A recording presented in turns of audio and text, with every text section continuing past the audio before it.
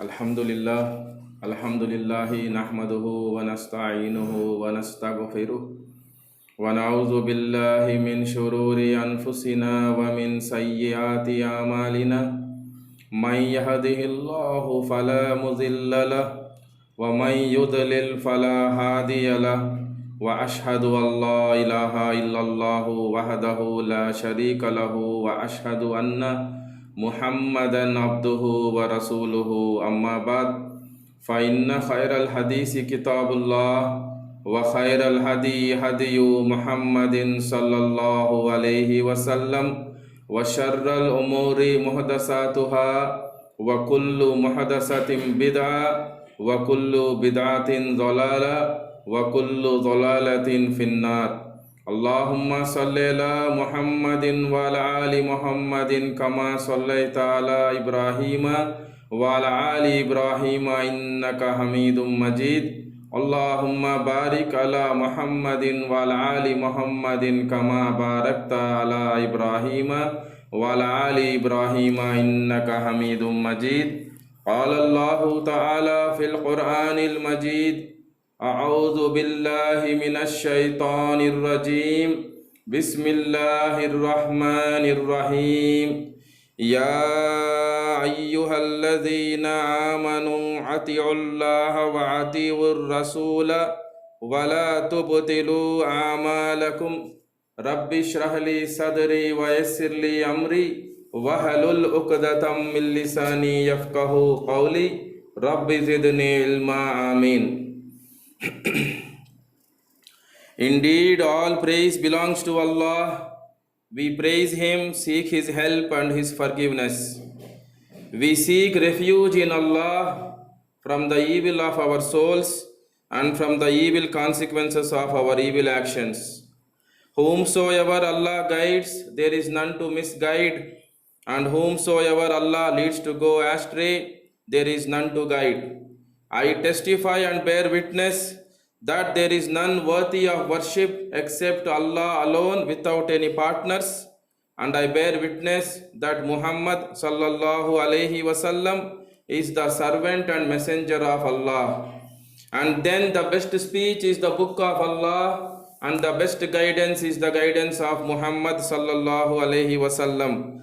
The worst of all the affairs are the newly invented matters into the religion, and every newly invented matter into the religion is an innovation. All of the innovations are misguidance. All the misguidance leads to go astray, and all that goes astray is in the fire.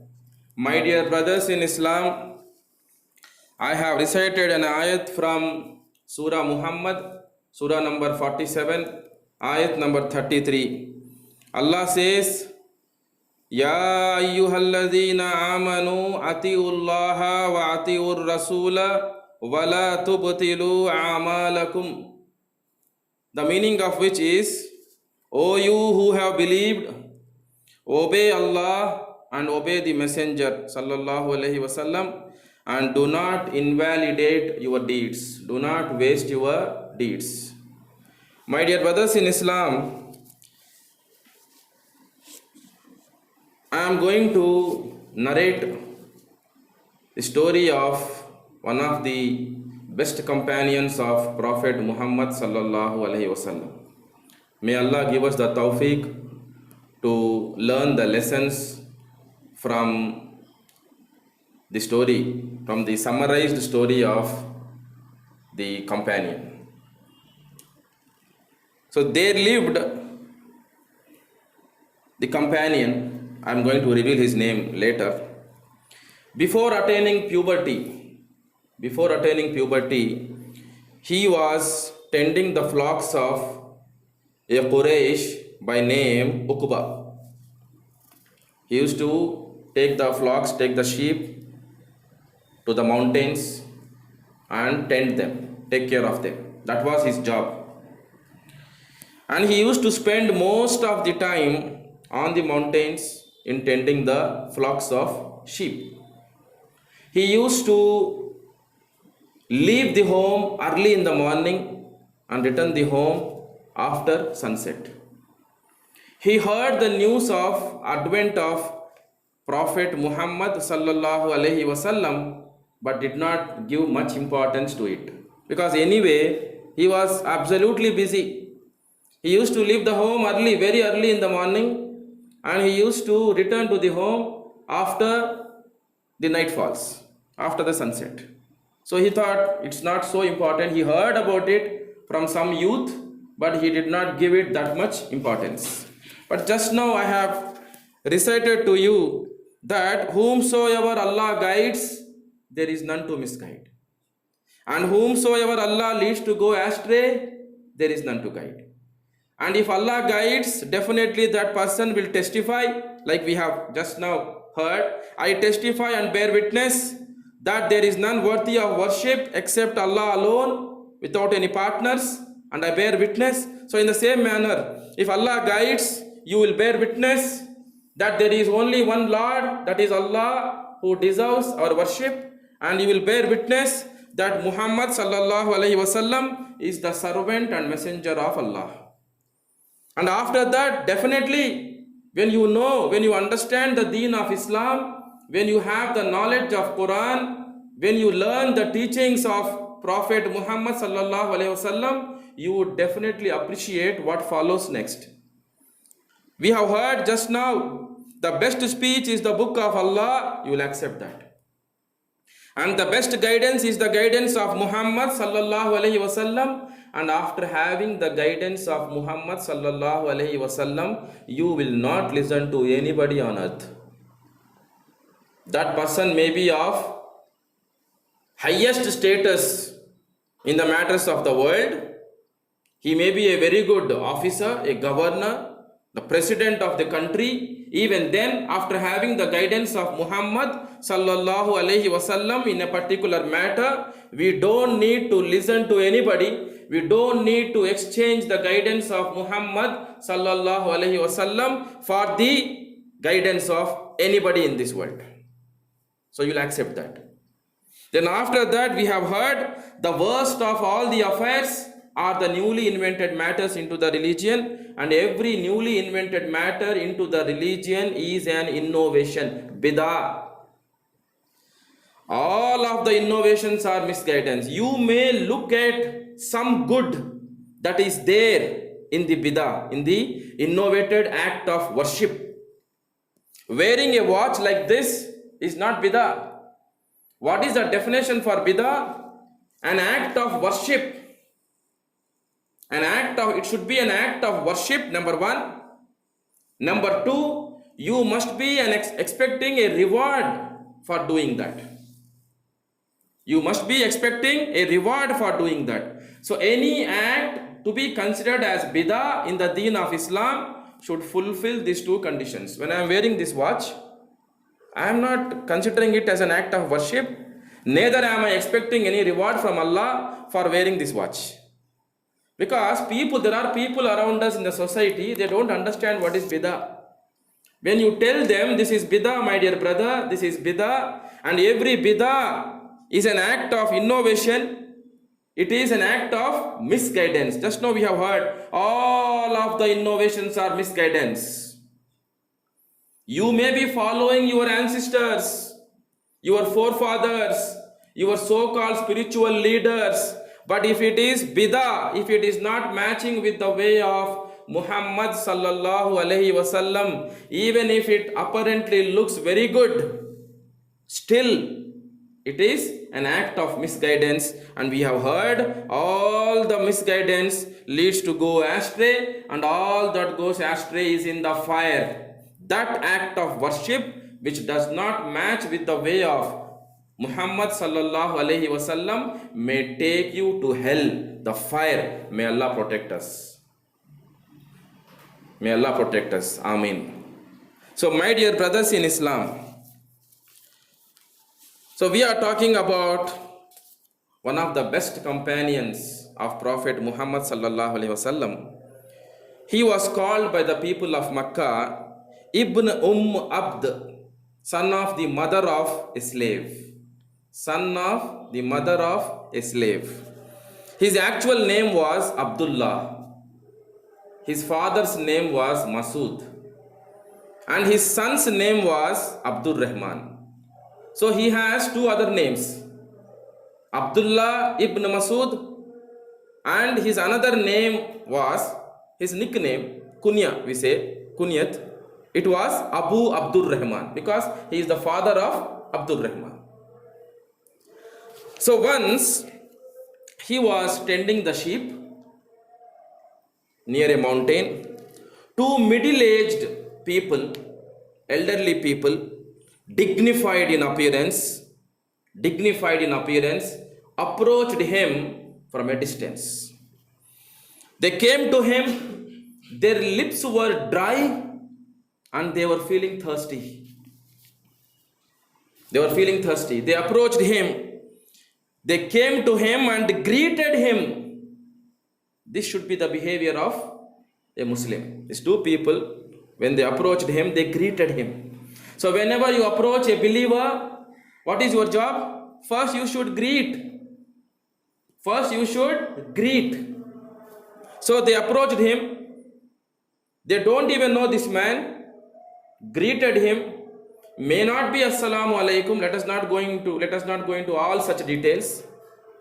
They approached him, greeted him in the most appropriate way at that time, which is suitable for that man, and said, "Oh young man, milk one of those sheep for us so that we may quench our thirst and recover our strength." So they said, "We are feeling very weak, we are feeling thirsty. Please, you milk one of those sheep and give that milk to us so that we can quench our thirst and recover our strength." To which this man replied, Abdullah ibn Masud Raziyallahu anhu, who was not yet Muslim at that time. He replied, "The sheep are not mine. I am just a caretaker of them. I am responsible for them. They are not mine, so I am not going to do that." Very honestly, he told them.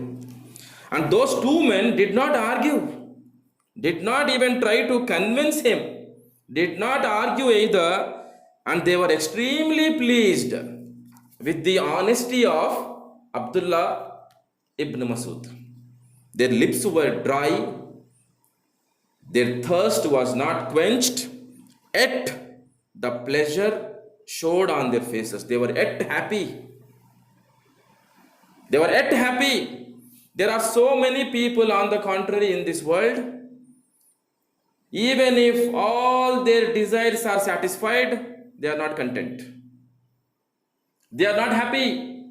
They are not happy with what Allah has bestowed upon them. Look at these two people. They came from a long distance. Actually, these two people were trying to escape the oppression of Makkah. The people of Makkah, the disbelievers of Makkah, they tried to escape. In that process, they traveled such a long distance, came near this mountain, found Abdullah bin Masud. That was the situation. They were oppressed. They were trying to escape from the clutches of their enemies. They were feeling thirsty. They were feeling very weak. They asked for milk. Milk was not given. Their thirst was not quenched. Their lips were still dry. And their faces glowed with the pleasure, with the contentment. Subhanallah. May Allah make us learn lessons from this kind of incidents. My brothers in Islam, who are those two people? They are none other than the last prophet Muhammad sallallahu alaihi wasallam and his most beloved companion Abu Bakr Siddiq raziyallahu anhu. They are those two people. And even Abdullah bin Masud was so impressed with the behavior of these two that after very soon he accepted Islam and became a Muslim. Alhamdulillah. Then what happened? I'm just quoting some of the incidents from the life of Abdullah ibn Masud raziyallahu anhu. After that, after accepting Islam, becoming a Muslim, he gave up tending sheep in exchange for attending the needs of the blessed Prophet Muhammad sallallahu alaihi wasallam. He helped Prophet Muhammad sallallahu alaihi wasallam inside the house, outside the house, in his journeys, expeditions, wars, Everywhere he used to accompany Prophet Muhammad sallallahu alaihi wasallam, even to such an extent that every single time, more or less, he used to carry the staff, the stick, walking stick of Prophet Muhammad sallallahu alaihi wasallam, and including his miswak, the stick that he used to use for brushing his teeth, cleaning his teeth. Abdullah bin Masud used to carry even the staff for Prophet Muhammad sallallahu alaihi wasallam and the siwak, the miswak that we say for Prophet Muhammad sallallahu alaihi wasallam. And when it comes to the recitation, the quality of his recitation of Quran, one day Umar bin Khattab raziyallahu anhu, Abu Bakr Siddiq raziyallahu anhu, they were accompanying Prophet Muhammad sallallahu alaihi wasallam after a conversation. They went near a masjid and they saw in the darkness a man standing in prayer and reciting Quran.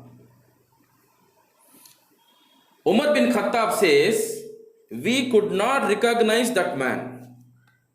We could not recognize that man.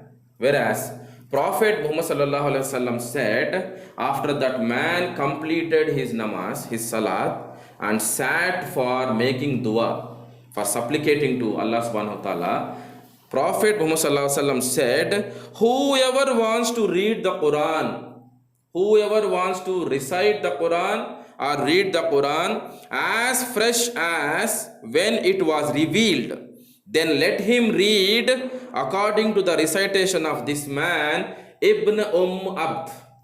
Who is he? Abdullah ibn Masud raziyallahu anhu. Whoever wants to recite the Quran in the manner in which it was revealed to Prophet Muhammad sallallahu alaihi wasallam, let that person learn reciting Quran according to this man. That was the beauty of his recitation. Subhanallah. And after he finished the prayer and when he started supplicating to Allah in sitting posture, then Muhammad sallallahu alaihi wasallam said, ask and it will be given to you. Again he said repeatedly, ask and it will be given to you. He was so happy. After listening to his recitation, the beauty of it, Muhammad sallallahu alaihi wasallam said, ask. Whatever you ask, it will be given to you. You will be blessed with that. Ask, it will be given to you. Having heard that, Umar bin Khattab raziyallahu anhu wanted to convey this good news to Abdullah ibn Masud. He rushed to him, wanted to say that Prophet Muhammad sallallahu alaihi wasallam is giving assurance that whatever you ask for, it will be given to you. He rushed to him, and before he said that, he came to know that Abu Bakr Siddiq raziyallahu anhu has already conveyed the message. Subhanallah. And Umar bin Khattab raziyallahu anhu says, by Allah, Wallah, by Allah, I have never defeated, I was never able to defeat Abu Bakr Siddiq raziyallahu anhu in doing good, in doing any good. This was the competition going on between the companions, the best of the companions, Abu Bakr Siddiq raziyallahu anhu and Umar bin Khattab raziyallahu anhu. Regarding what? Regarding piety. Competing with each other in doing good, in enjoining good and forbidding the wrong, forbidding the evil. That was the competition going on. And today if you look at the ummah of Muhammad sallallahu alaihi wasallam, what competition is going on?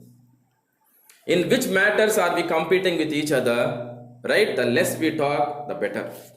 May Allah give us the tawfiq to understand the deen of Islam and to learn the lessons from the lives of the pious companions of the prophets and the prophets also. Amen.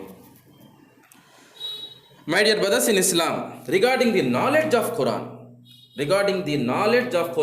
that Abdullah ibn Masud raziyallahu anhu had, he himself says, there is no ayat in Quran. Look at his confidence. He himself says, there is no ayat in Quran except that I know about it along with the circumstances of its revelation. MashaAllah.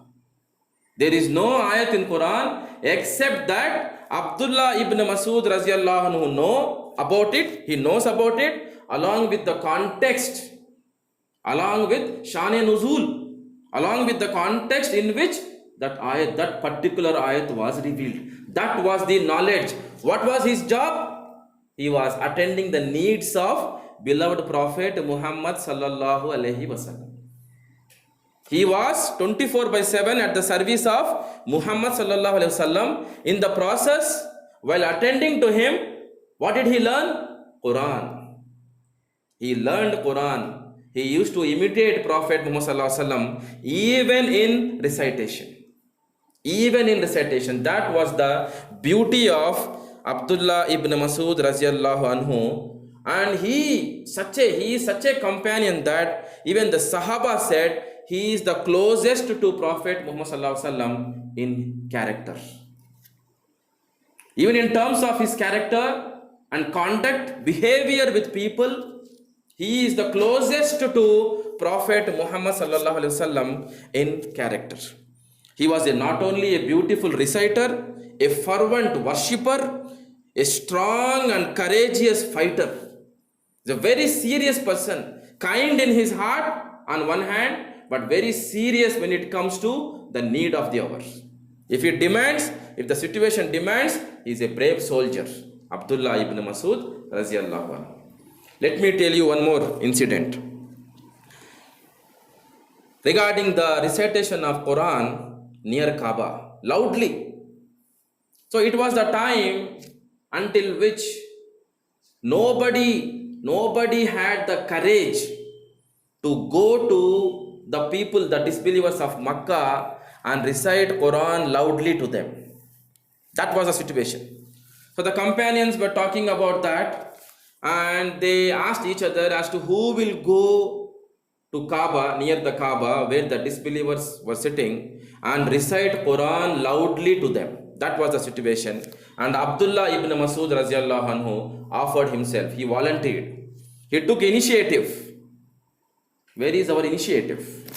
Are we proactive in the matters of deen? Are we proactive in the matters of deen? Are we taking the responsibility on our shoulders before we are asked to take? We have to look into ourselves. We have to do the introspection. If we are moving forward, if we are proactive, if we are taking initiative, what are those matters in which we are ready, ever ready, and what are those matters in which we are not ready? We need people to push us, pull us, motivate us, force us. We need to ask ourselves, my brothers in Islam. So he offered himself, he volunteered himself, but then the Sahaba said, we only want someone who has a clan, a big family, who would protect him from the evil of disbelievers. If there are relatives for you, if there is a family for you, big family for you, enjoying some status amongst the people of Makkah, then the disbelievers cannot dare to attack you.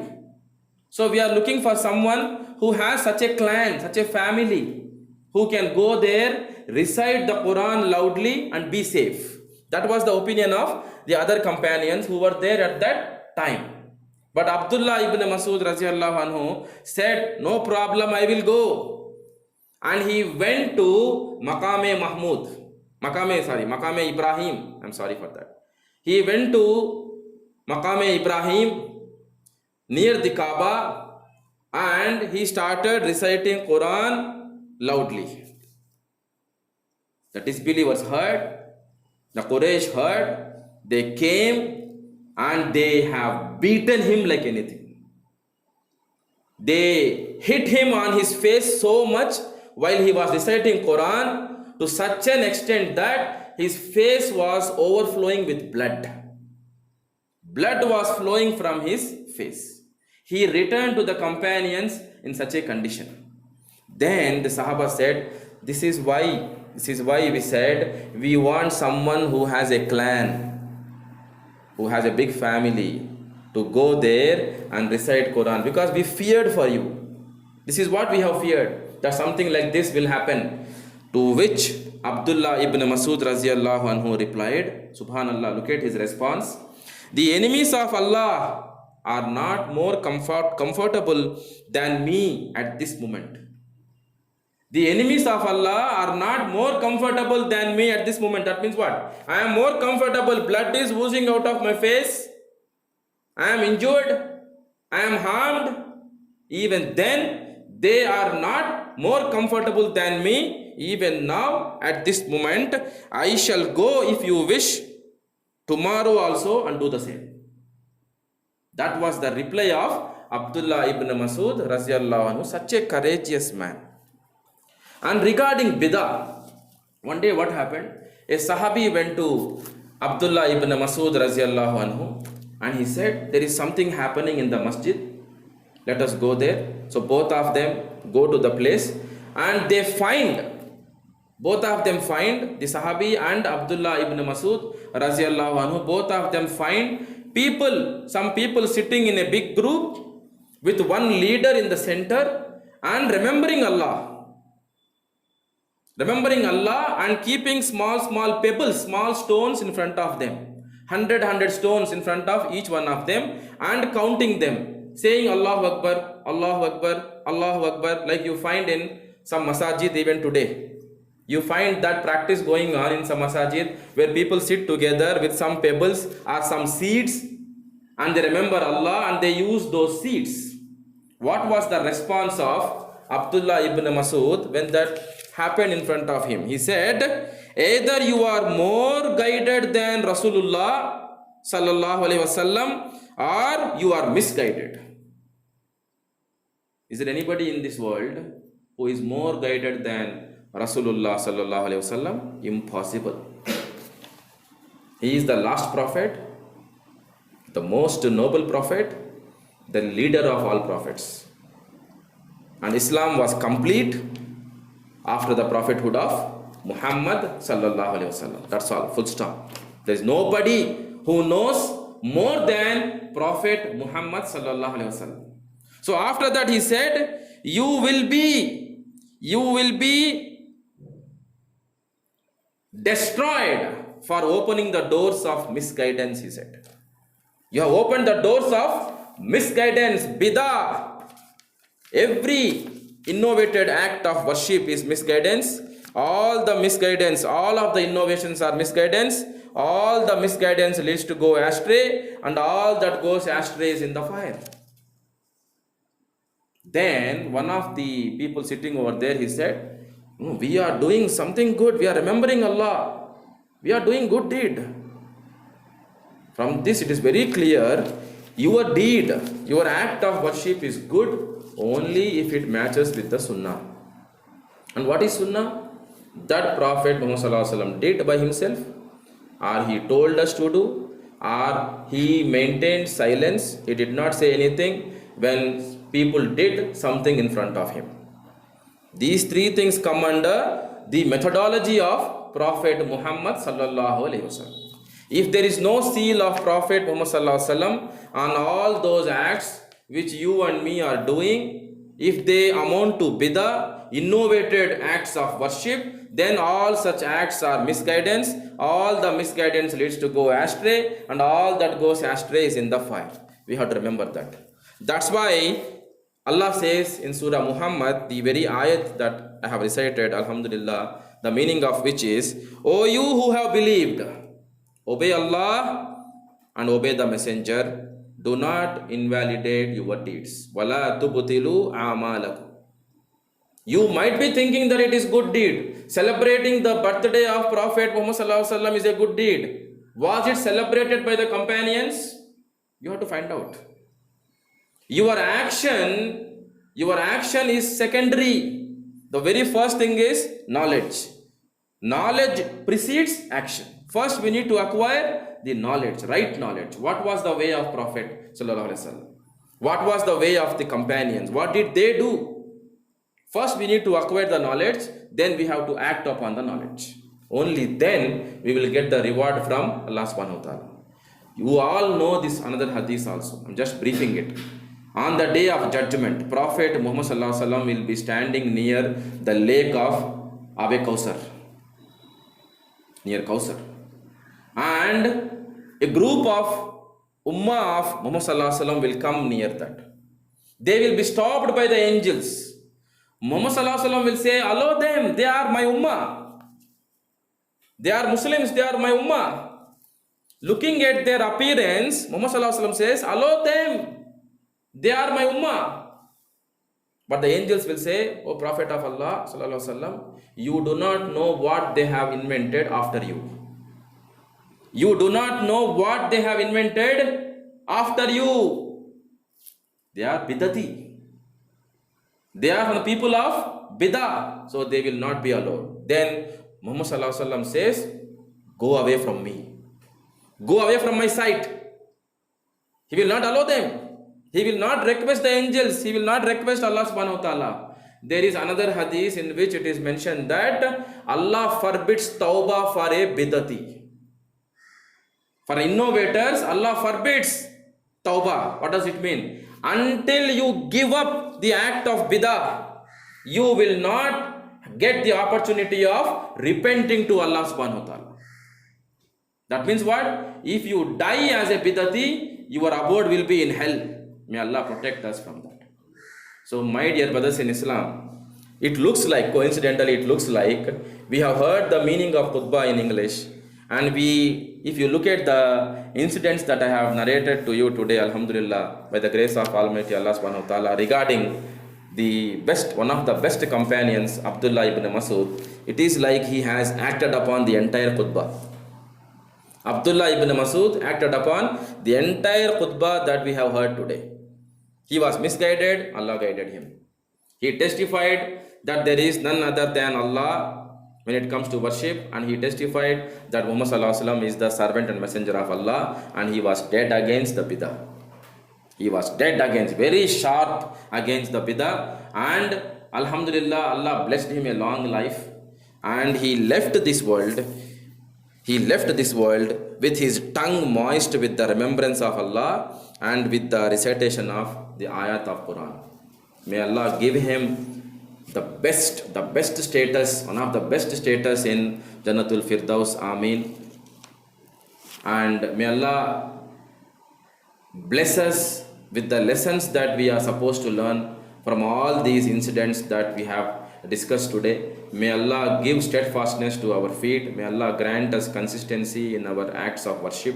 May Allah grant us with the right knowledge of Deen. May Allah forgive all of our sins and unite all of us along with our family members, friends and relatives in Jannatul Firdaus. Ameen. Wa akhiru da'wana anil hamdulillahi rabbil alamin.